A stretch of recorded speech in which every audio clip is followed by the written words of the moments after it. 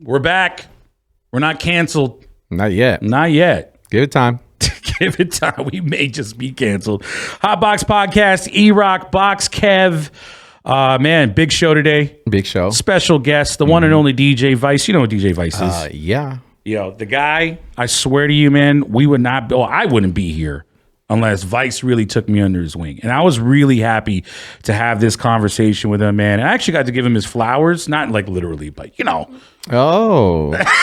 I know where you're fucking going right now, bro. Okay. Nah, man. But, you know, I got to really, really, like, you know, thank him for everything that he did, not only for me, but like for the culture out here. Period. Nah, that's dope. I mean, anytime you can get a chance to, you know, talk to someone face to face and thank them for all the things that they do, especially in an age where we were on lockdown for 2 years and nobody saw anybody face to face, but you know, or just in an age of everything is so techie and social media driven. It's so quick to just send a text instead of, you know, picking up the phone and making a phone call. Like, man, that's dope. It resonates, I think, a little bit more. So that's cool. Absolutely. So without further ado, it's an unfiltered conversation with DJ Vice right here on the Hot Box Podcast with E-Rock and Box Kev. Let's go. Man, I have a podcast now. This is wild. I have a podcast. It's crazy. You can actually curse, E-Rock. I can curse. I don't have to have structure right now. I don't think I've ever heard. Can you say shit? Yes, shit. Oh, shit. E-Rock, because every interview I see you, you're you know, I'm like politically super correct. like, hey. Keep it clean. How you doing? Yeah. Russ. I don't even know. You can't even. I mean, I'm drinking coffee because it's been a long day. I was going to make some shit up. I had a family party at my house earlier today. So, like, I feel kind of bad. I was actually going to ask you about this. And we have, like, no structure to this whole entire conversation whatsoever. You know, I know all about Filipino families. Go ahead. No, this is my Salvi side. Oh, okay. So, my cousins are in town. They got, like, you know, all their kids here and stuff. And I'm living in a temporary house that has a pool. Okay. So I was like, yo, you guys can come over. I'm going to buy a whole bunch of pizza, this and that. And let me ask you, how long do you think family parties should last if they're at your house? See, that's why it's dangerous to have a family party at your house. You should, I mean, you should cap them maybe at like 4 hours max. Yo, 4 hours hit. And I was like, I walk out and I go out to the pool. I'm like, all right, everybody out. Let's go. And my cousin was like, yo, what the fuck is wrong with you? I'm like, yo, I'm tired. I have to do a podcast in 3 hours. Yeah. Like, yo, I bought y'all pizza, this and that. Right. But I love my family, though. So is there little kids running around? Yeah, little kids running around and stuff. You got to, yeah. And see, since you don't have kids, right? No kids. So not yet. It's a lot of energy, man. Kids will burn you out. They were burning me out already. Right? So and I was just inside, just chilling. Like, I was trying to wind down and try to figure out like how I was gonna like. I know how to do it though. Did they all have iPads? No. Oh no, 2 did. Okay, cut the internet first of all. cut the internet in the house. Just shut that off. So this is by experience. Yeah. You've done this before. Yeah. You cut the internet. You're like, I don't know what happened. There's no Wi-Fi in the house, and now they can't play Roblox or whatever they're playing, or Call of Duty or something like that. And so you cut the internet, and then next, just back your toilet up. Just say the toilet's broken, put it like something up. Everyone's got to go and blame it on like one of the kids and just say one of the kids. All right, who clogged the damn toilet here? The toilet and act. Who did this? And they all like. Even though your house probably has like 4 toilets, so they're gonna be like, we should go to the other one. You're like, no, that it's all backed up in the system. So when I do family parties, nobody's allowed upstairs, so you get one bathroom. Are you the household where they gotta? I know it's your Selby side, but the shoes got to be off. Nah, because there's hardwood floors. But if it's the Filipino side, the shoes are off? Yeah, Filipino side, everyone takes the shoes off. Like, no matter what. It doesn't matter. Like, everyone's got their shoes off no matter what. You know, so. I learned that at a young age. We've known each other for a long time. How many years? I met you the same week that your son was born. Oh, okay. The same week that DJ was born. So probably like 3 days after. Damn. So my son was born July 23rd, 98. Wow. So we're 98. We're pushing 98. Yeah. So how long is that now? I'm bad at math, bro. So am I. DJs are really bad at math. Yeah. Unless you can see the numbers on the check. We have BPM. We have a mixing key number. All the keys are there. We don't have to do too much, man. Yeah. What time you start? What time you're done? That's it. But what I was gonna say is, you know, I grew up around a lot of Filipinos, so that I asked about the shoe thing, and I didn't learn that until I started hanging out with my Filipino friends at the house. Like I'd go to their house because I'm Mexican. In our household, we didn't. But you're like the honorary Filipino. Right. But what I'm saying is, You grew up in Eagle Rock, bro. I learned that when I started going to my Filipino friend's house that the shoes had to come off at the door, right? And that was like in elementary school. And I remember one of my embarrassing moments was like I had socks with a hole in it. And I got to my friend's house, and he's like, "You gotta take your shoes off." And I was like, "Oh shit!" Because I had some busted socks up there. Yeah, so I remember that. And then ever since How long ago? That definitely wasn't recently. No, this was like you don't got holes in your socks now. You came a long way. It was since like 2001. No, it was like it was elementary school, like fourth grade or something. I remember that, but that was a embarrassing moment in my life. I just thought I would share with you. Did you get like the aunties like looking at you crazy because you're walking around like on their freshly vacuumed lava carpet? Yeah, no, the craziest look I ever got from an auntie was when I went to my friend's house, and this is so wild. I don't think I've ever told a story.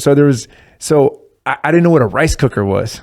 Because our house, Mexican household, new every day. We didn't have a rice cooker in the house, right? So this is a wild story. So so I go to my friend's house, and like, the fresh smell of rice cooking in a house, it's just beautiful. I miss it. I don't eat rice no more, but I know what you're talking about. If they could bottle that up, it'd be better than like CK1. Like you would get an air freshener. I would rock. Yes, if they could bottle. Do you want new car or fresh rice?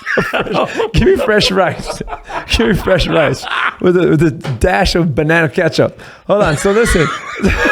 So I go into my friend's house, and I'm like, what's this smell? This shit smells beautiful, right? So I realized, and it's a rice cooker, right? This is like 6th grade, and they're just cooking fresh rice. So I go to him and I'm like, "Yo, can I have some rice?" And he's like, "What?" And I'm like, "Can I eat some of the rice?" Right? And he's like, "Yeah, sure, go ahead." Right? So I go to his kitchen, I get a bowl, and I fill up my bowl with just rice, right? Just rice. And then I go to his. By the way, I'm not even high right now. I feel like I'm high. You were in 6th grade. Sixth grade. So then I go and I go. Can I get some ketchup? Right. So I go to his fridge and I pull out the ketchup. And now I'm sitting on his table, and he's looking at me crazy. And then the auntie walks in. She looks at me like bug-eyed because I'm pouring ketchup all over fresh white rice, right? And I sit there, and this is like a cereal bowl white rice. This is like a cereal bowl. And I eat the whole fucking bowl of white rice and ketchup with Heinz ketchup on it. Would you do that now? I still love that. Really? You would still eat like a big bowl of rice. Heinz. I like organic ketchup. So maybe some organic. So LA right there. That was a very LA thing to say, bro.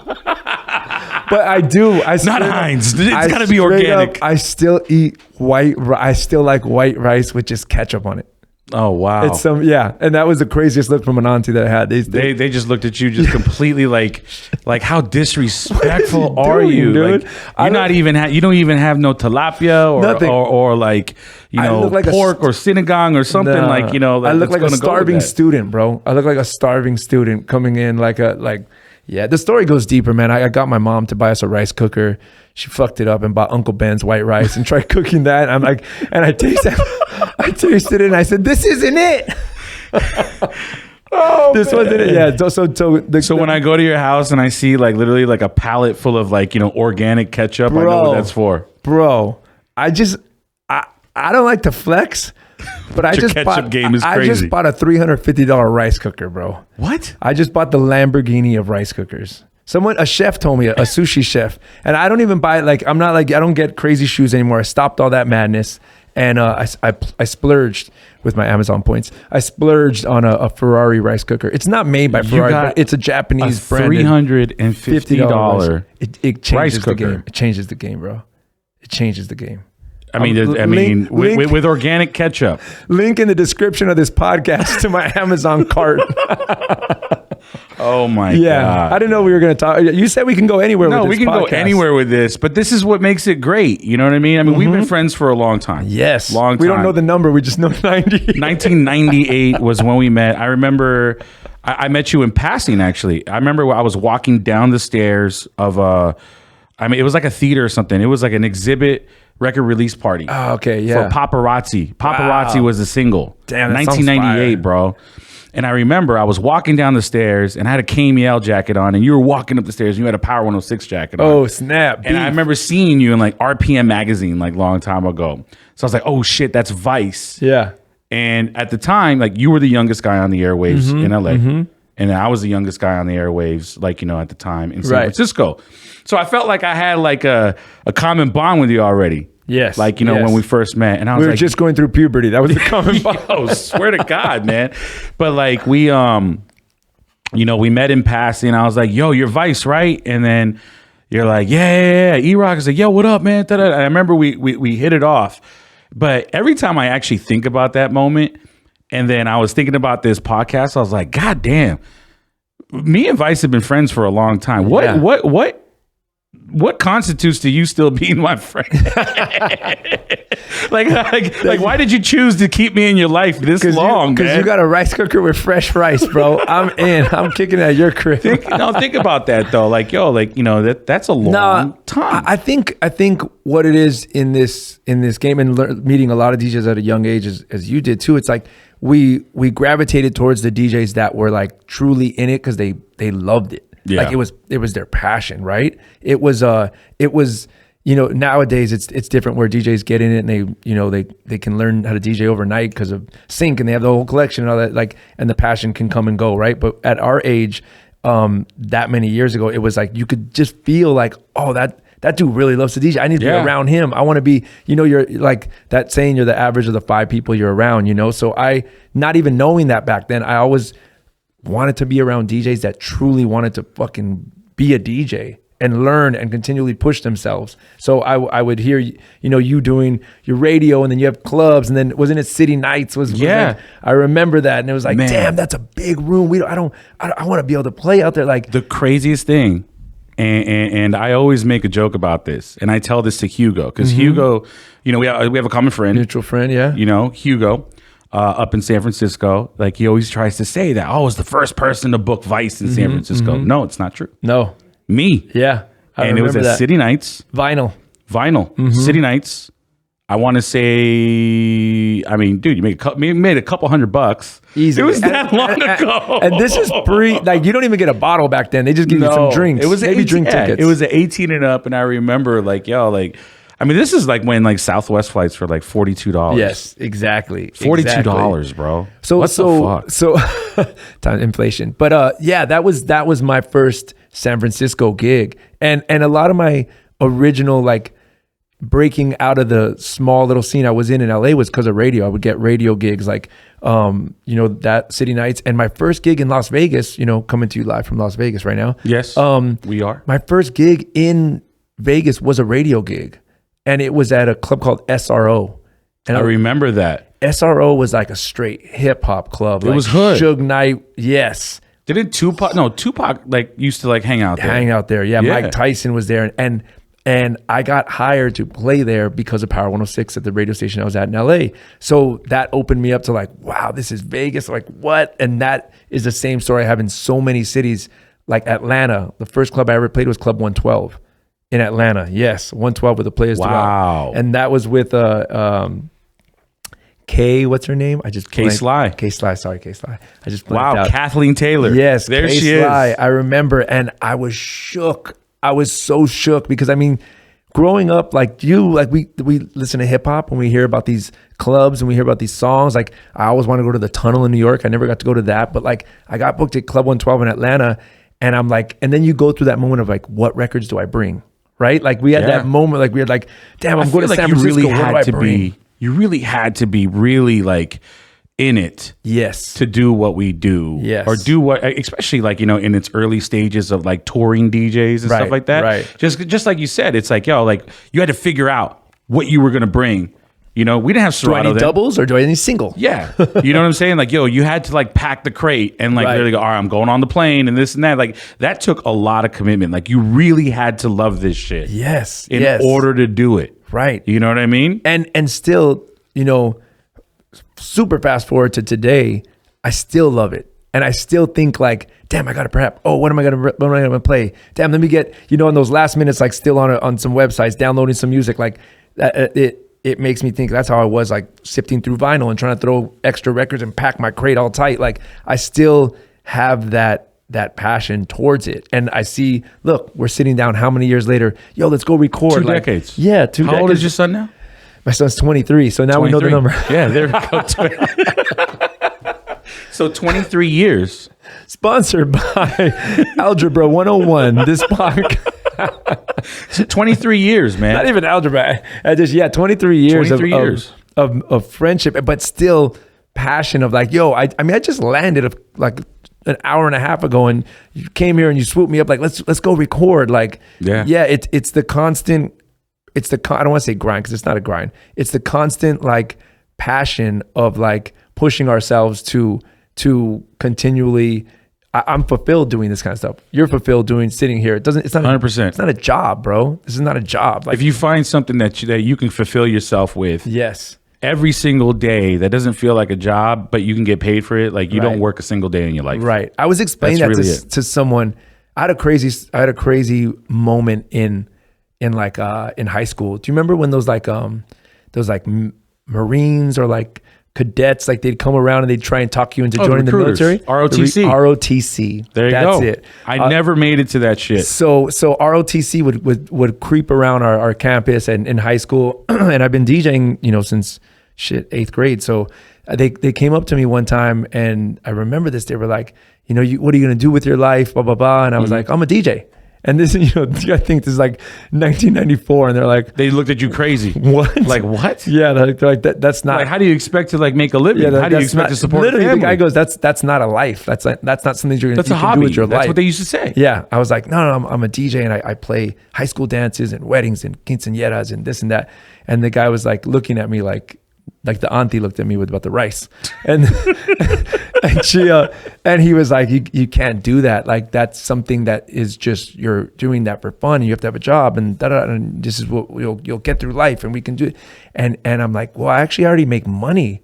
And he's like, you can't be making money like that. And I was like, yeah, I played 2 high school dances this weekend, so I got paid $300 for one, another $200. So I made like $500 this weekend. I told him that. I was like that, and he's like, you made $500 over the weekend? And I go, yeah, on 2 nights. And he goes, you're doing pretty good. Walked away. And I had this realization moment that was the first time anyone ever told me like, oh, like I could actually like make money from this. But it didn't matter to me because, and you know this very well, that I never got to keep that money. I had to keep buying vinyl. I had to go buy speakers. You had to reinvest. I had to go buy new headphones. I had to buy this. 100%. And then I realized, I was like, oh, like I'm not doing this for the money. Like I kind of had that realization early. I'm like, this isn't about the money. Like I'll put every dollar back into this craft. So that was like a really like eye awakening moment. Like, oh shit. Like, and here you are. Yeah. And I'm still going in Vegas. Yeah. Like, it's really amazing. I mean, obviously, like, I met you 23 years ago. We figured like that that. 23. Jordan. Yeah, there Jordan. You go. That's a great number right there. But, seeing like, your journey from like, where you were then and seeing like, how things are today. You're at Zouk Group now, right? Mm-hmm. And then you signed a new deal over there. You have a new residency. Like, tell me about that for a little bit. So Zouk is at Resort World. I've been a Vegas resident since 2004. That was my first residency in Vegas. So it's been a long run. That's like LeBron numbers I'm putting up on the board right now, I think. It's incredible, bro. Except I'm winning, LeBron. I'm winning. I'm a Laker fan. Hold on. LeBron, I'm winning. I mean, so with this new residency, this, brand new club on the Strip, massive conglomerate out of Asia that came into Vegas and built from the ground up. This place is a monster, bro. I always use this little UFO. If you see it, everyone always puts like the UFO emoji up whenever we post because the lighting fixture comes above you, and I feel like I'm gonna get sucked up and zooked out to the universe or something. Zooked out. It's honestly, to play a brand new room in Vegas and to have that kind of energy and that newness of once again pushing myself out of my comfort zone, because like I played all the clubs across the whole Strip. I played literally everywhere, every club across the whole Strip, and to be put in the most brand new room against like alongside who else plays? Snake plays there. Tiesto plays there. Zed plays there. And you have people like the Martinez brothers, like house legends. And then you have, I just performed Do you this feel past like Saturday. a lot of pressure? Yeah. Like 100%. I mean, because you're sharing the stage with those names? 100%. And that's what I love. I love getting pushed out of my comfort zone because it makes me realize that like, you're playing in the big leagues with, and listen, every DJ's in the big leagues to me. And everywhere I play, from a small room to a big room, it pushes me out of my comfort zone because I continually think that I'm like, damn, I'm not ready. I gotta prepare. I always have that feeling in my gut, like, damn, I gotta prepare. I don't ever walk into gigs like, I'll just figure it out. I don't know what I'm gonna play. I don't know what I'm gonna play. I don't line it up, but I just keep thinking like, damn, I got to get this record set. I got to hit cue points. I got to line up all this shit. Like I'm always in that mode. I need that. I need to actually start like installing those habits for myself. Yeah. Not like I'll like download music and then I'll create like I have this RTP crate. Okay. In my Serato. ROTC? Oh, No, RTP. RTP. It stands for Remember to Play. Oh, shit. I'm gonna And that's take the that, most I'm gonna take preparation that. I do. RTP, yeah. And then later on down the line, I'll like, slide it into a crate or whichever. Like I've got like, my light 2022 crate, my jewel crate, my Tau crate, whichever. Yeah. But like, I feel like, like I need to like be able to embrace that preparation aspect a little bit harder. I think because I feel like I'll be that much of a better DJ and put on a better show. That's what I just did in the last 2 months. I kicked my laptop to the curb and use USBs now. Now you're forced. You have to prepare. Now you can't wing it on that. No. And I legit did that on purpose. I was like, I'm so in my comfort zone using Serato that I need to get out of this. And I was like, let me just kick the laptop to the, and I know like all DJs, we have those little issues with the Serato connecting, and then my laptop didn't, and I was like, I don't want to deal with this. I just want to get up there and be able to like have that flawless switch over.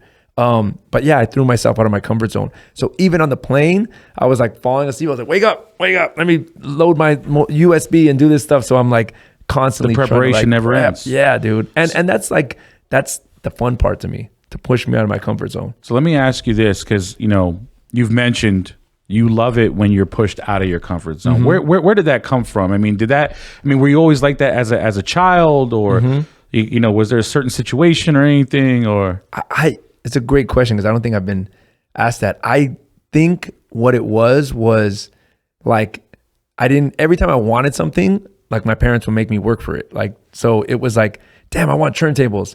And they're like, cool, we'll take you. And I was like, okay. And they're like, how are you going to buy them? And I was like, like they had my back to take me to go get. I remember it wasn't Craigslist. It was called The Recycler. I found like my first Technique 1200, and I had saved up all my money and this and that. And I had only bought one, but like I remember like my dad took me to go get it, but he didn't pay for it. So like it was always like figure out your own shit, how you're gonna get it. Yeah. So that's like it's that uncomfortable feeling like, damn, if I want this, I gotta work for it. So I always like, I guess since a young age, I always had that like that uncomfortable feeling of like, how am I gonna do this? I gotta figure it out. So, but that's when you set a goal. That's when I set a goal. Yeah. So what are your goals today then? Man, my goal today is quality of life. That happened over the pandemic, and that was like I think a lot of people shifted their mindset of what they want, and like that hustle grind mentality. It's still in me, but I have found this balance where I'm like, I want to be like at a pace where I'm feeling fulfilled, not just chasing work and money, and not money, chasing work and chasing the next gig, if that makes sense, like, and chasing the next record or chasing this, like I learned how to find simple pleasures in life that truly fulfill me. And they could be the most random shit. Like I always post Costco. Like I like going to Costco. Costco's your thing. I like going to Costco. What's your favorite thing about Costco? I just like going up and down every aisle. It's really fucking weird. Do you like take the samples? You do that, or not really a sample guy, but I'm a big sample guy. I just cruise around and I like so, but it's just a bit weird because I talked to Eric Deluxe, a good friend of both of ours, and he told me he likes to do laundry. He likes to go to the laundromat. Yeah. And he said that Our Andre, guy loves laundry, He said bro. that Andre 3000 does that too. And I was like, what? And I heard it in an interview. He said he likes doing that. And I was like, that's weird. I don't want to do laundry. But then I'm thinking, I guess mine is like, cruising through Costco. But there is other stuff. Like, like, of course I have a daughter. I like taking my time and going to the park and not bringing a phone and chilling with her and like having that balance now. So it's like quality of life of knowing that like it's a Tuesday and I'm like, I just want to go to the beach and like be around nature or something like that. So it's like a very fulfilling, balanced life that I want to have now. That's my comfort zone. I mean, do you feel like the pandemic also like, led you to venture out into other things other than quality of life? Like, have you dove into like any other businesses or something like that? Because you're an entrepreneur as well. So like, were there any other like things that you were like, you know what? I'm gonna try that coming out of this. I'm a DJ still. Yeah. But I'm gonna like, maybe I'll open up like, this business or whatever. Right. Is there or has there ever been that situation, or is there one right now? Yeah, I think, the pandemic threw me out of my comfort zone. For sure, like all of us, right? Because I was DJing, I was having fun, it was popping, we're going here, the calendar's full, and you're going here and you're going there, and then it's like that switch that it just stopped, and then I learned, like a lot of us, Twitch, and me and you talked so much about that, and we learned and how to use this OBS and do that, and like, that was straight out of our comfort zone, right? We had to learn how to broadcast, we had to learn how to do all these little emojis and do just all this craziness. So that was it, and that was also the spark too, where it's like, yo, you gotta like branch out and figure out other possibilities in your life to like. I mean, we didn't expect for like the world to shut down and literally our livelihoods to be impacted that much. We thought we were going to be in the house for like 2-3 weeks. Right. I remember getting the phone call. I was actually booked at Jewel, or no, I was booked at Light on Friday. I was still doing E-Rock Fridays, and I remember I got the call from John Petty, and he was like, "Yo, we're not going to do it." I was like, "All right, cool. It's all good." And then I'm like thinking, all right, well, if they close down on Friday, is my gig on Saturday still going to go? And I didn't get a phone call in the same time, that I got the phone call from Light from Jewel. And then I'm just like waiting. And I'm like, all right, I guess it's going on. So I'm packing, Saturday morning. I'm like, all right, I'm packing. This is when I lived in LA. I'm packing my bags and this and that. I'm preparing like, music. I get the call like around like 3:00, from Kristen over at, at then Hakkasan Group.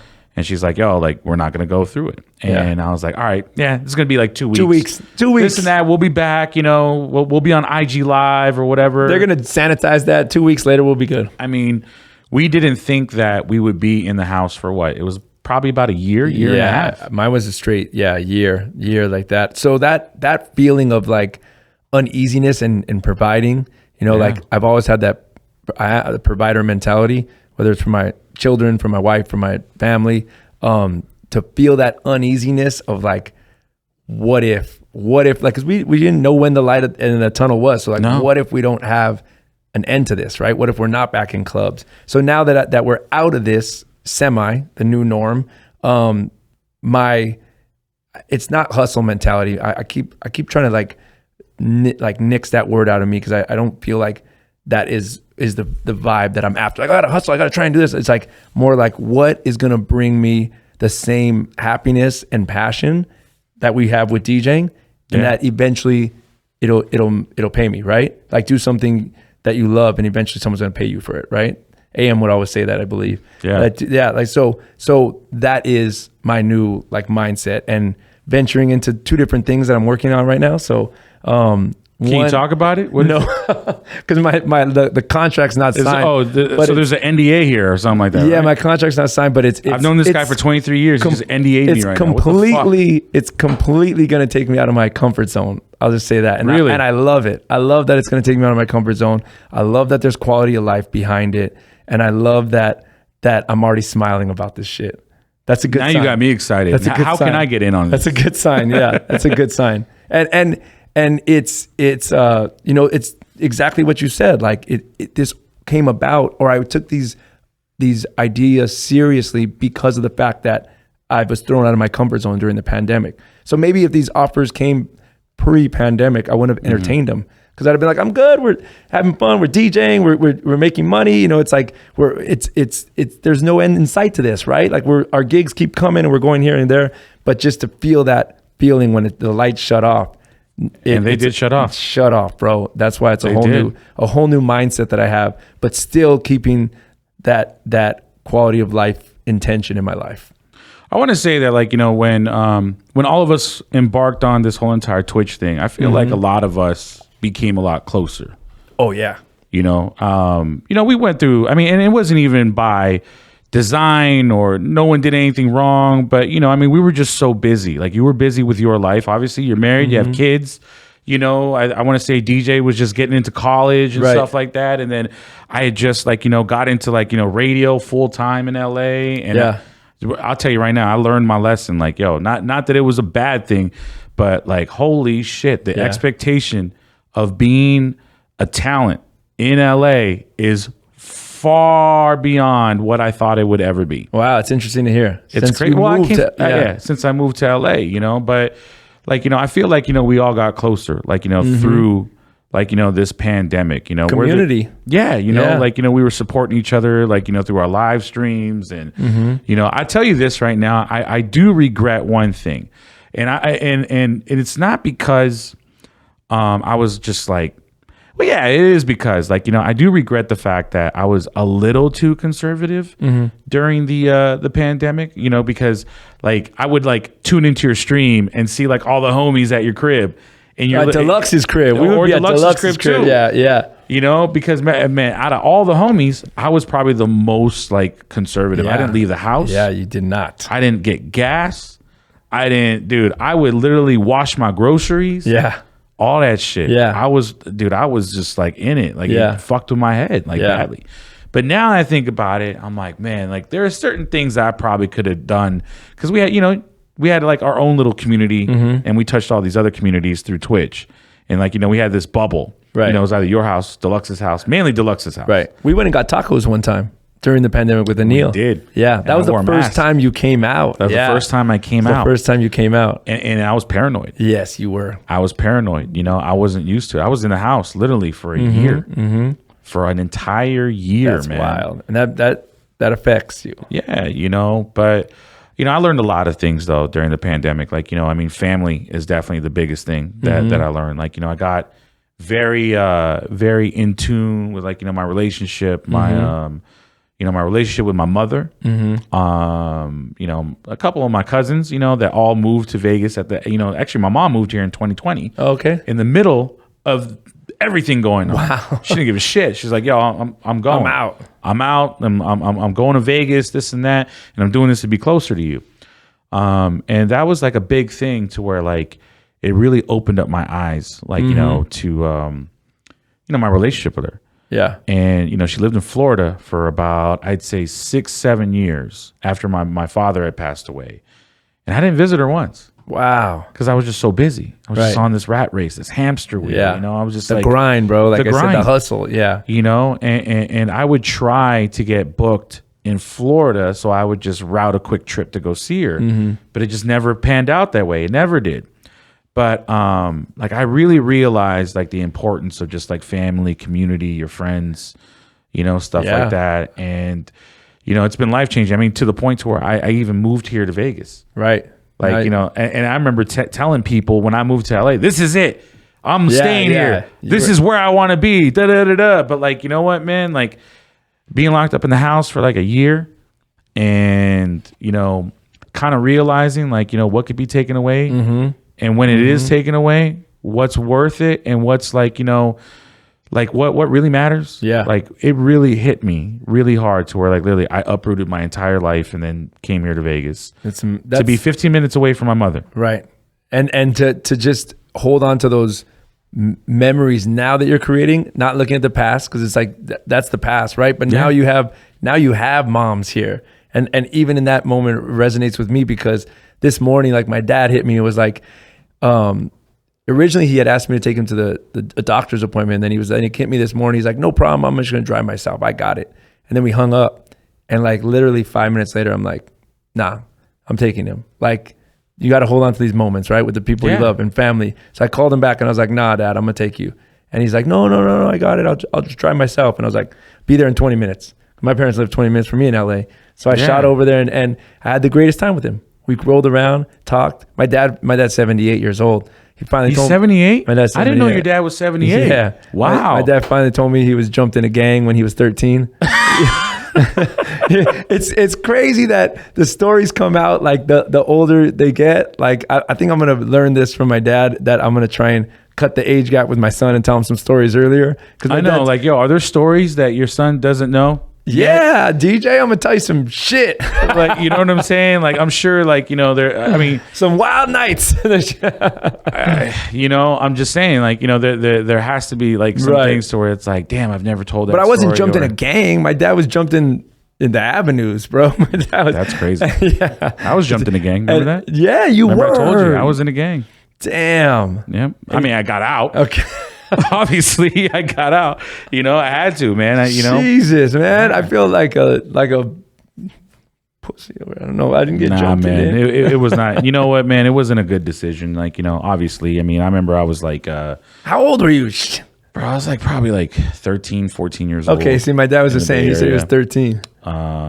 You know, I got jumped in a gang, but I remember, and here's the crazy thing. Like, back then, I didn't understand, like, you know, the impact it had on my father.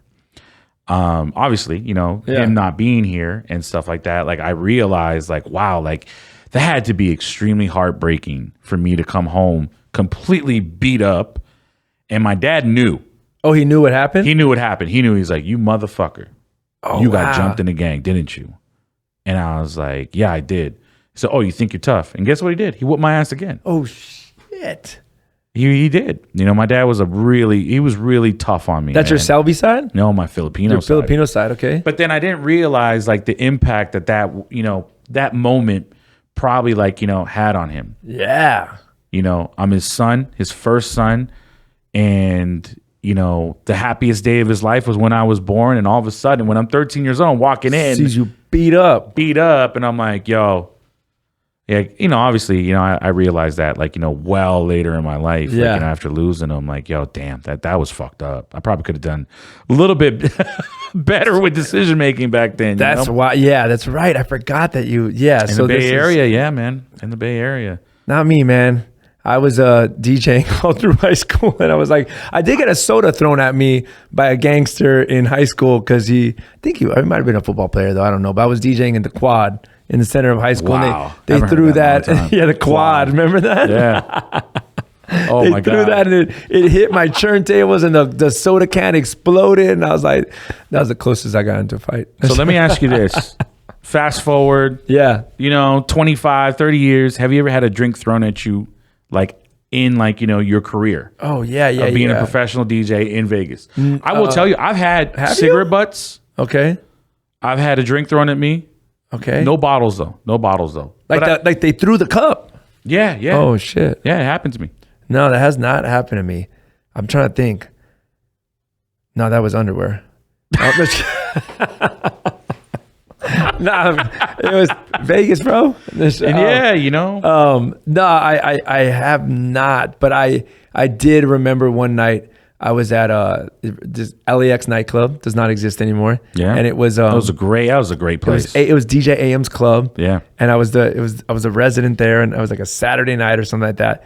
And there was this girl in the middle of the dance floor, right? And I don't know what I was playing, but it was hot. And she looked at me and she was like this, like, I still get that. yeah. I still get that. But I was lit when she did that, and I was like, oh hell no. I shut the music off. Did you call her out on the mic? No, I basically threw a drink at her. I got on the mic. Yeah, I did that. You threw a drink no, at her? I didn't throw the drink at her. I threw the mic. I said, yo, girl in the red dress right in the middle of the dance floor. She doesn't like this song. And I started like calling her out. And the whole crowd looked. The whole crowd looked.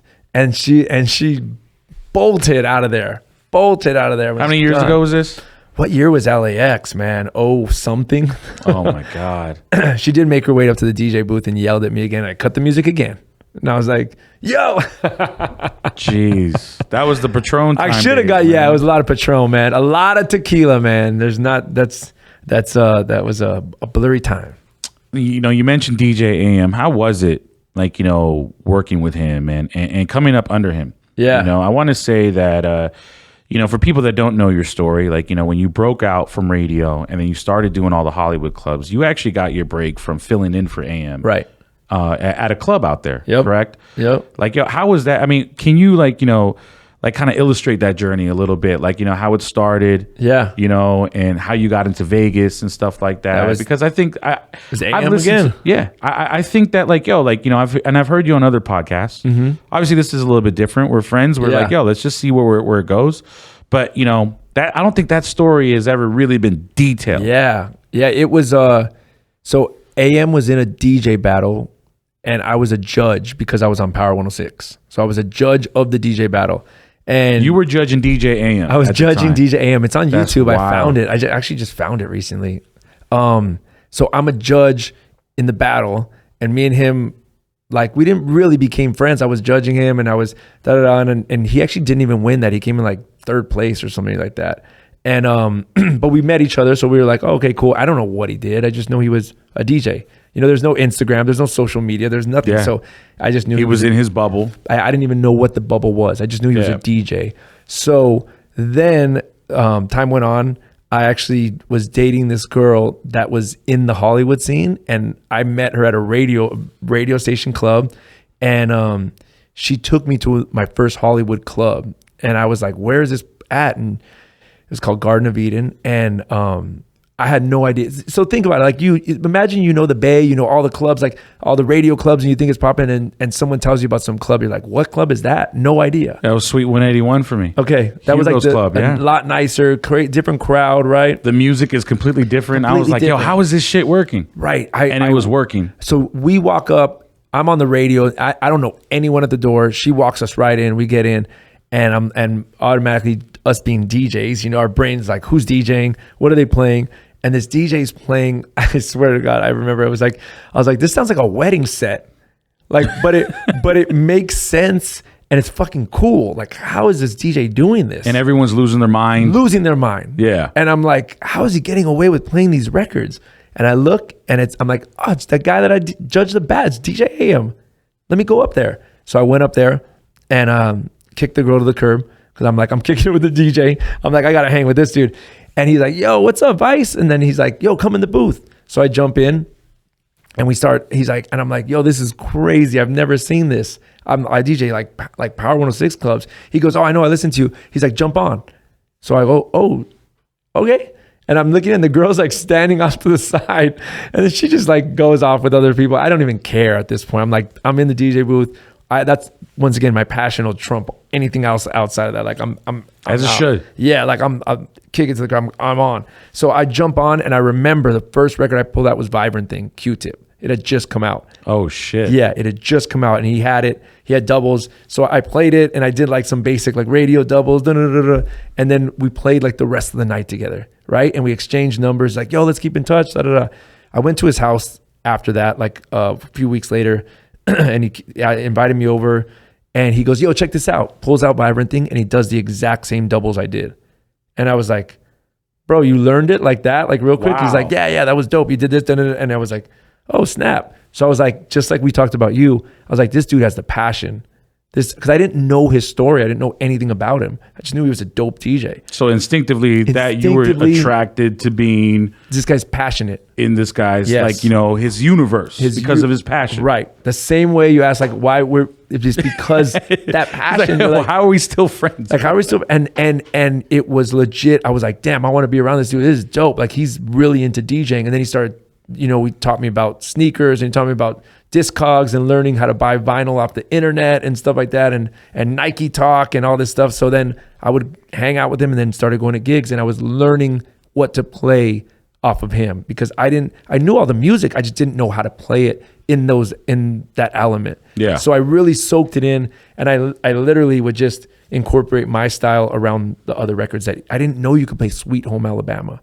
I was like, how do you like Billie Jean? Yeah, like I was like, that's what I would play. Like a Virgin. I would play those at a wedding, right? Yeah. I would legit play those records at a wedding. So to be able to play those, it was fun. It was dope. And to figure out how to infuse like hip hop into it.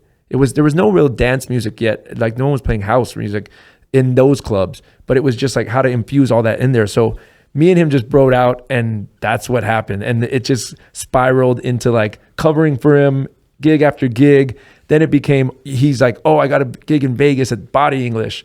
And I was like, I thought it was Babies first. it was Babies. Yeah. Yeah, we did like pop-ups, but he got a residency. That he didn't have a residency. That I remember, yeah. That was where he's like, I'm going to be there every Saturday. And I was like, what? You're in Vegas every week? And he's like, yeah. Then he was like, come with me and I'll try and get you Fridays.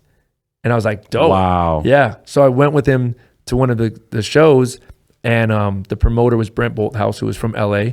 And the owner was Harry Morton, rest in peace. And he ran the nightclub. But AM Cosign is like, yo, you guys got to put Vice on. And I was like, think about this. We're already doing radio for how many years? Already doing hot nightclubs in LA with AM. And legit, the owner was like, make me a mix. And I'm like, what do you mean? He's like, make me a demo and I'll see if I put you on. And I was like, okay, cool. And I had to go make a demo. I still have the link. still have the mix.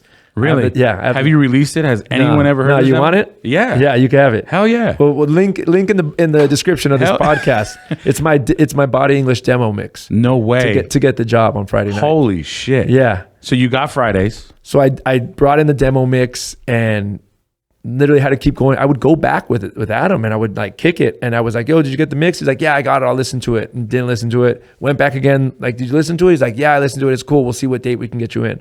And like, I had to hustle like to get that in there. Like that was hustle mode Vice back then. Like, got to get in there. I mean, would you say that like that process, making a demo, giving it to like the club owner or like the guy that runs the club in Vegas is like the same process today or no? No way. No. It's not, right? Nah, that thing, like it was. This is before Instagram followers, before MySpace. They just legit needed to do.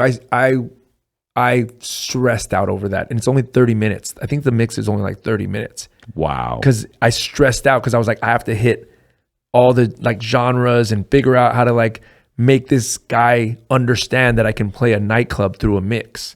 You know what I mean? So it was like it was because you got to show your skills. You got to go like, come see me DJ and you'll know I can do this, right? But he was like, no, like churn a mix in.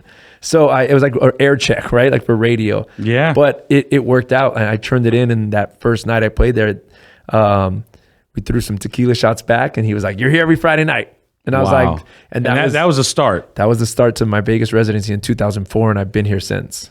That's amazing, and man. So once again, AM literally threw up the alley-oop and co-signed me to get in there. And then even like, when AM was like, making his way through like, the Strip, I remember when he got like the massive Pure deal. And that was like the big talk, and that was like when I was starting to do like, the open format thing. It was called mashups back then. Yep. Back then we were saying, yo, are you a mashup DJ? Like, yeah, I could do this, But I remember for the space that we were in and hearing that like, yo, AM got how much money for doing what I do? Yeah. Holy the shit. first $1 million contract as a DJ. I mean, but you also had like, some of those accolades too. Cause I remember people like, bringing up like, your deal at LAX, you were with Tao Group for a long time also, like how was it when you started getting like some of those blockbuster deals, like those deals that you dreamed of and you saw the contract in front of you? Like, I can't believe this is happening. And like how, like what was going through your mind? Dude, what's going through my mind right now is thank you, Adam. Like legit, thank you. Because he co-signed me once again. Like that deal was because of Adam. Like yes, I had the skills to back it up, but Adam went to it was Stevie D at the time and was like, Vice has to be my resident at LAX and he could play LAX in Pure and this is what we're gonna pay him. Wow. So yeah, that's the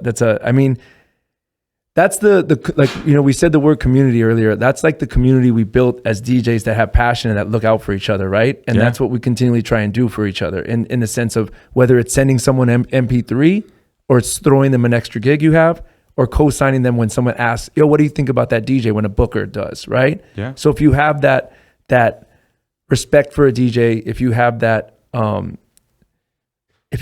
connection that you can help out another DJ, just fucking do it. Because if you believe in that person and they can hold up their own, then do it. And I'm here because of that moment, because he continually had my back and to help that out. And I continually try and do the same. and try and do that for other DJs and help out in any way I can. Like whether it's getting on a phone call with someone or helping them, you know, I just laced up someone the other day where they were like, yo, I'm playing a house set and they don't want big room. They want more minimal and kind of like daytime. And I was like, no problem. And I like, you know, when I can do it, I'll do it. Like I made like 80 records or like 50 records in a set and I sent them to them. I'm like, go through this and figure it out. Wow. So it's like, and those moments is like that someone did that for me, I'll do it for someone else, you know? So I will say this, man, you've done a lot for my career. Thank you, bro. You know what I'm saying? I want to give you your flowers, obviously. You know, I know we've never had like, you know, a conversation like this because there's always music blaring. There's, you know, we're in the car, like you're going somewhere, I'm going somewhere, or we're on the airplane, or we're in line waiting to board. We fall asleep like right when we get up, you know what I mean? Like, but like, no, like, you know, I mean, just like, I remember coming to Body English. And you know, it was the same way that, you know, you looked at that Hollywood club that that girl had took you to, like, yo, I don't know what the hell's going on here. I remember the first time you invited me out to Body English, and I remember I was like, it's Sunday night. Oh yeah, I had Sundays, and it's packed in here, and I couldn't believe it. I was like, you gotta be fucking kidding me. This is what they do in Vegas. This is what Vice does every Sunday. And I remember I started flying out almost damn near every week. I would DJ for the week, spend all that money. I didn't make a lot back then. I would spend all that money on a flight and then just hang out with you and just shadow you in the DJ booth for a long time. I would also take your drink tickets. We didn't have a bottle. That was so no early bottle, Vegas that they weren't giving us a bottle. They were giving us drink tickets. But I remember those days. But there were so many people that you know, have helped me along my career that I met through those nights. Even your nights at Lavo Sundays. You know what I mean? Like now I'm a Tao Group resident, you know, and I'm dealing with people today that I you know, only hoped that I could deal with back then when I would come to Lavo Sundays or Vice Sundays. You know what I mean? And you know, I want to say this, like, you know, like even when you're not trying, you know, to like put people in position, like, you know, even if we just follow your path, you know what I mean, and we're around, like, yo, there's just something that's bound to happen, like I don't feel like now I mean, I've been out here since I want to say I've been a Vegas resident for about maybe like, you know, like 13 14 years. 13-14 years now, and I just decided to move here. Which is fucking crazy. I had a house, but I didn't live here. Now, I mean, I live here. I'm fully invested. You know, I am a Nevada resident. I've got Nevada plates on my car now. I've got a dude, and but it makes me feel good because it's like, you know, like my dreams started to come true because I started, like, you know, coming out and visiting U5 Deluxe. You know what I mean? And I started meeting people, and then I started working my way. Then I got into the Palms, and then I remember one time I even played a Body English. I filled in for Melody. And a lot of that came from the fact that, like, you know, I was hanging out in the booth on Sundays, and then you went to Lavo, and then I want to say 5 was your successor on Sundays. And then I remember I got offered a tryout during 5 set. And then it's a big opening, like of a door right there. You're like, I'm in. That dude, that was like, it was a win, but it was also an L. And I'll tell you this story. I don't even know if, I mean, I've told this story on Twitch, but, you know, I'll tell it on this platform. But I tried out and I killed it. Right? Like I had the whole room singing along, and even 5 was like, yo, you fucking did your thing. And then fucking, I came back. I remember I filled in for Mello on Fridays because he did Fridays at Body English at that time. And then I bombed like no tomorrow. I got pulled off. Andy Hirsch came up to me, and during my set, I remember I was playing World Hold On. But then I missed, like, you know, I mean, back then we used to have to like quick mix and all this other shit. And I remember there was this point where I had to mix out before it hits that really long, draggy breakdown. Because if it hits Children of the sky. Because if it hits that, yo, your room is dead. My room died. People were leaving. Tables were like, "What the fuck is this?" It's a long break. Breakdown. Dance floor is starting to trickle out. Like everyone's Like out. Lewis couldn't even operate the lights at the time because there's just no movement. They just turned the lights on. So I remember I'm playing and I'm stressing out. I'm like, what do I do right What do I do right here? How do I get out of this? I can't throw a record under it because I can't get it on beat. Like there was no way out. And Andy Hirsch comes up to the booth and he taps me on the shoulder. He said, "Hey man, it's not your night tonight." Ooh, Verbatim. "It's not your night tonight." ooh. And I look at him and I was like, "What does that mean?" He was like, "We're going to put the opener back on." It was Presto at the time. So they put the opener back on. Presto gets on and he's murdering it. And I just remember I was sitting in that DJ booth, that very DJ booth that I used to watch U5. And I would just dream about playing that room and just destroying it. Yeah. I didn't destroy it. It was the biggest L. And I thought that I would never come back to Vegas ever. Wow. I never heard this story. I don't think I heard it on I actually have a video. Remember we had them flip cams? Yeah. Back in the day. I had a video of me talking into that flip cam about like how defeated I felt. Wow. I felt extremely defeated. What's the lesson you learned from that moment? You know what? You got to dust yourself off and get right back up. Yeah. And I remember I was like, you know what, man? Like, I don't know if I'm ever going to get another chance, but I got to figure it out. And that was like, that moment put a chip on my shoulder. Yeah. Forever, for a long time. Wow. And, like it was just, I tell Andy Hirsch every time I see this guy. Because you're boys now. Yeah, no. I was like, hey, you are responsible for a lot of all this that you see in Vegas with me. Because if I never went through that situation and just built up all this just pent up anger in myself to just want to come back and come back stronger, I wouldn't be here today. We wouldn't be having this conversation. I wouldn't have a radio show. I wouldn't be on LA radio. I wouldn't be, a resident playing 3 nights a week in the entertainment capital of the world. Yeah, you thought you would have sharing just the come stage in with you. Right, you would have came in just winning. And you're like, "Oh, I got this. It's easy." You got to have those L's. And it was a big L. And those moments that I always say, it's like, ask yourself, why did this happen? Why did this happen for me, not to me? Yeah. Like, why did this happen for me? So fast forward. Yeah. I'm going to tell you how I got my second chance. I got my second chance at the Palms. Because here you are playing at LAX. Right. This is afterbody English, I want to say, right? Yeah. It was afterbody English. You're playing at LAX, and I think you did a Tuesday. That was the industry night back then, right? You did a Tuesday, and I remember I was like, "Yo, I'm gonna fly out." I flew out. We got drunk. We drank so much tequila that night. But guess who walks into the DJ booth? Jason Craig, aka J-Rock. J-Rock, yeah. He's a host. I want to say he was a junior host at the Palms at the time. Yeah. He was just coming up in the game. This is so long time ago. It's so crazy because J-Rock is this massive, entrepreneur. Running the hot spots. Running hot spots in San Diego, Vegas. So J-Rock runs into the booth, and he just comes in with this massive energy. Yep. And it was like, "Yo, Vice, what up?" Da, da, da, da. Yeah, I'm like, "Yo, this dude is cool. Yeah. This dude is fucking cool." And ever since then, he gave me his card. He's like, "Yo, if you ever need anything at the Palms, you call me." All right, cool, no problem. And then I remember as time went by, I kept in touch with him. I remember I celebrated my girlfriend's birthday over there before I even got a gig there. Yeah. And then I just became close with him. And then he co-signed me to come in at the Palms. And then that was literally a product of just me just being around and being in the room with you. Right. Right place, right time. Right place, right time, but at the same time. But, those right places and right times don't happen if you didn't do the work. Yes. Agree. That's exactly. If you didn't pave the way by being a genuine person and cultivating these relationships. But you still have to have the talent and the skills behind it. Yeah. So that's just the door getting unlocked. You still got it. You still went in and kicked that shit in. Yeah. And was like, look what I can do. And probably had that moment of body English, world hold on, which I'm going to play every time I see you.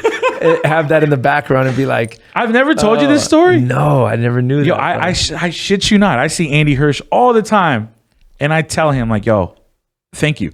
Because if you never did that, I would have never put this chip on my shoulder." And that shit still drives me to grind it out today with everything. We got to get pulled every so often. or told like, you're Not now. Definitely not now. Not in this stage in our career. Fuck that. No way.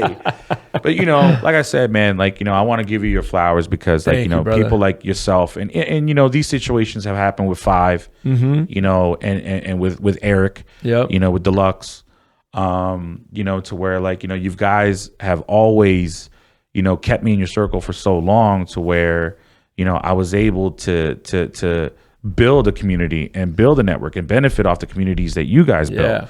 You know what I mean? So, I just want to thank you for that. My you know brother. what I mean? Like, damn, I'm kind of emotional right now. Like, I feel it in this air. I don't know if it's the air in this place or what, but I feel a little emotional. I don't know. I thought it was sweat, but I feel a little. No, it is. It's deep, man. It's rare to see. First and foremost, friendships. To see it this long, in 23 years, but in an industry, right? In an industry, because people come and go. I mean, how many DJs could we list back in the day that were out about with us those days that are they're ghosts now, they're gone, right? Yeah. And to see that we still have the passion to do what we do, but still have that community and that family and that brotherhood with each other, that we all go out and we kick it. We're like, you're like, yo, I'm coming down. All right, cool. Let's do the podcast. All right, dope. Let's go. Like it's all these years of memories that we have, but still at the end of the day, you said it, like we're good people to each other. You know what I mean? We take care of each other. So it's fam. This is before like, hey, I post for you, you post for me. Right. We didn't do that shit for each other. We just helped each other. Nah. We just empowered each other, Nah, yeah. But, I love but yeah, it. man, like, that was one thing that I knew I wanted to do, like, while we're like, recording this was, I don't think I've ever said that to you. Yeah, thank you. And Appreciate I've that. said that to Eric. I've said that to Five, but I've never ever said it to you, like, personally. Like, I mean, like Five was the reason why I lost 70 pounds. Wow. Eric was, also a part of that, Yeah. So, you guys like being, it's like, what's that saying? Like, iron sharpens iron or something There you like go. that. Or is that it? Or like, I don't even know if that's it, but I do know that in between all of us, we all inspire each other to work, and not to work harder, but just to put in work and to continually, go after our passion, right? Like, this is inspiring me. You were pumped on showing me this place. I'm like, oh, dope. We get to record a pod. He's like, yo, I found this spot hot in Vegas. And we're like, dope. This studio's crazy too. Right. Shout out Sticky Paws one time. Sticky Paws. There they are. But what I'm saying is the little things that we still get excited over. You know what I mean? Like we get excited about, oh, that's dope. I'm still excited that I'm on USBs now. Like it's exciting that I'm going to go on new. record box. You know what I It's mean? new. Yeah, you know what I mean? Like, it's still that seeing that passion in each other's eyes is what pushes me to continually go ahead with what I'm doing as well. And I was smiling earlier about what's next, and I'll be back to let you know. I was just about to say, hey, I know you got to make your way out of here, man. And we have the same account. If I go overtime, he's gonna question. Why are you paying to talk to Vice? Like, because I got to do it now. But we're very excited to see what's next. You know what? Actually, I wanted to ask you a few questions. I remember we took it to the internet. About a couple things. I tagged. I was like, yo, bring the hard hitting questions, and I tagged some are hard hitting. I tagged but there's a lot that Oprah. are like. I tagged Oprah, Tim Ferriss. We'll just do a lightning round real quick before we get out of here, all right? Fun Girl Jane asked you, what is your favorite city to DJ in? I'm gonna say it's still Vegas because it's the energy. But listen, hold on. It's the energy here that it never fails. Everyone's wilding out. But my Vegas is Miami. I'm about to say that. When I get to Miami Vice is out. Wow. Miami Vice is out when I'm in Miami. All right. Ozzy Cholo asked, what's the most amount of tacos you've ever eaten? Because we know that you're a big taco connoisseur. Yeah. The most amount of tacos you've eaten. I mean, honestly, I think I've taken down a dozen. So that's pretty good. And those, they were, yeah, but there's a trick to it. It's real simple. Everyone's got to know this. There always, a lot of places give you double tortillas. Yeah. Take one out, go single tortilla so that you get more of the protein. Okay. Let's see. The Daily Cocktail asked, what's your best memory coming out of the pandemic? My best memory out of the pandemic was the Daily Cocktail asked this. So it's probably the best memory was when I was blacked out and I came back to realization saying I should probably chill out and drinking. I'm about to hit a year, no alcohol. Wow. Yeah. About to hit a fucking year. amazing. Year Yo, no alcohol, bro. congratulations. So the daily cocktail, you're serving up the cocktails, and I'll be passing them on. There you go. And then Jose Ortega asked, when are you coming back to Twitch? Woo! I do have to do a Twitch soon. You know what? A lot of people do, like, I haven't Twitched either. Yeah. I haven't streamed in a minute, but it's because I'm still in transition with this move. Okay. All my shit is in storage still. I loved doing these Boom Bap Mondays with DJ Fly. That was so fun because I liked when I got on Twitch and I was on vinyl. And I Yeah. was using Phase, but I was like, I just recently got on that on vinyl, and it just like, once again, out of my comfort zone. I was like riding a bike. I was wobbly, and I was trying to get back on beat, and I was a little sloppy on my doubles, but that's what would bring me back to Twitch, doing some hip hop. Okay. So DJ Fly, when you see this podcast, Oh no, you could be the person that brings Vice back to I gotta Twitch. step back up again. So, Yeah. all right. Yo, I know we got to get out of here, man, but yo, I appreciate you, and thank you for all that you do, not only for myself, but, for the culture. I mean, for the city of Las Vegas, Yes. for, the city of Los Angeles. Yes. I mean, bro, it's an honor to have you on here. And I'm very proud to be your friend for 23 years with many more to come. Yeah, we're creeping up on the 24th year in What are we going to do July for year 25? Year 25. We're throwing a party at 25 years. City Nights. Is that still open? Yeah, they Oh are. my gosh. I want to say Jazzy Jim still DJs there. Wow. Yeah, We have to take it back to the roots then, bro. That's where we have to go. I don't know if we're going to do all that, but I mean, I'm living in Vegas now, so maybe we'll All right. We'll go somewhere. We'll go grown and sexy out here. No doubt. My brother DJ Yes, Vice in sir. the building. Let's go. Peace. Yo, like Vice, first of all, a G, like legendary dude, has accomplished so. But honestly, out of that whole conversation, the thing that sticks out to me the most, and I'm a foodie guy. Like Yeah. I have every kitchen gadget you can imagine. Mm-hmm. I think I got my rice cooker on Amazon for like $32. No, he spends hundreds of dollars I have heard on a there's rice like cooker. that's just crazy. He Make. actually texted it to me, and he was like, "Yo, here's the link if you need it." I was like, "What?" He's really, he's not kidding. I've seen that one. It like makes it like, instead of just like making a beeping noise, it plays like music and all kinds of, maybe as a DJ, he appreciates that. But yeah. I mean, that's crazy to me. And the thing is what'd you say? He just makes rice, eggs, and ketchup. That's it. He still chows down on that, man. For $400. $400. $400 for rice, eggs. It's got to be the most amazing eggs, rice, and ketchup in the world. Has to be. It has to be. It's almost so damn like preposterous that I want to go buy this damn thing just so I can figure out why it's $300 or $400. I'm booking a flight to LA to have that particular dish at his crib. That's crazy. Absolutely crazy. But anyways, man, The Vice rice cooker. dropping nothing but gems on the Hotbox podcast. Again, another conversation that I wish I was privy to be a part of. But Man, yo, you be traveling, dog. I do. You be traveling. Your travel schedule is like, it rivals the president, bro. It does. Except I'm not flying. What is it? What does he fly? What's Air it called? Force Air One. Force One. There you go. Sneakers. I don't know why I was wanting to say Air first Force class. One? Yeah, whatever. come on. Well, I ain't been on it, so anyways. But Oh, man. We'll get back to me being able to get in studio. But yeah, man, Vice on the podcast, that's huge. Dude's done so much for the culture. As a DJ, as a personality. Can you believe, though, that I was the first person to ever book him in the city of San Francisco? No ever. shit, he had never been out there. He had never been out there, and we talked about crazy. that on the pod, and Yeah. it's crazy because, dude, there was 10, 15 people in the room, and he did it for I don't know, a couple $100. Yeah. Now look, Now, the good luck. guy is Right. He Jesus. spends that much on a rice cooker. Absolutely. So we do this podcast every single Tuesday. It's a new episode, and it's myself, E-Rock, Box Kev, the Hot Box is back. Any last words? See you next week. Yeah, Next see you Tuesday. next Stay tuned. week. There we go.